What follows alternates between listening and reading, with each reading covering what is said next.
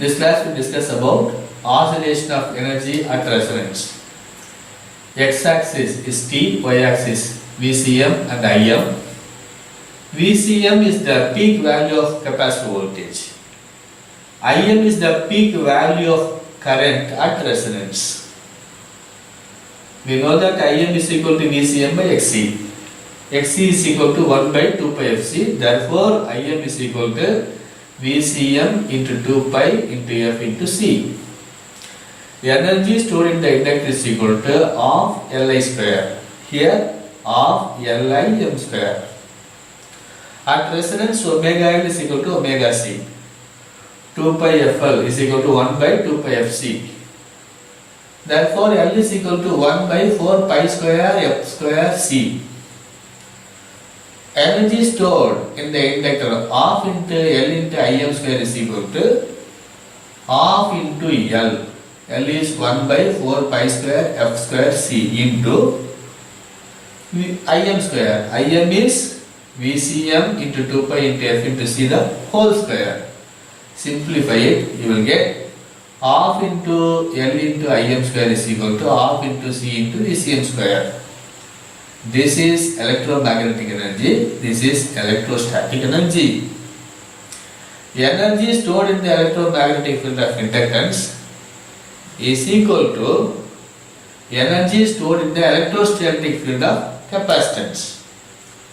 Electromagnetic energy at instant T1 is equal to electrostatic energy at instant T2. A large amount of energy oscillates between L and C, that is inductance and capacitance. The power taken from the mains is only that required to move this energy through the resistor R in the circuit. This class we work out one problem on bandwidth. This is the given circuit. The circuit consists of 10 ohm resistor, 0.01 henries inductance, 1 microfarad capacitor, all are connected in series, RLC series circuit. Voltage is 200. We have to calculate resonance frequency F1, F2, power at resonance frequency, power at F1, power at F2. That is the question. So resonance frequency is equal to 1592 Hz. At resonance XL is equal to XC, therefore R is equal to 10. Now I calculate current I is equal to V by R, 200 by 10, that is equal to 20 amps. Power dissipated in the resistance is equal to I square into R. Power dissipated in the resistance is 4000 watts. So at resonance frequency, power dissipation is 4000 watts in the resistor. Now this is 0.707 into Im. So maximum current is 20 into 0.707, that is equal to 14.14 amps. Now we have to calculate F1 and F2. F1 is equal to Fr minus R by 4 pi L.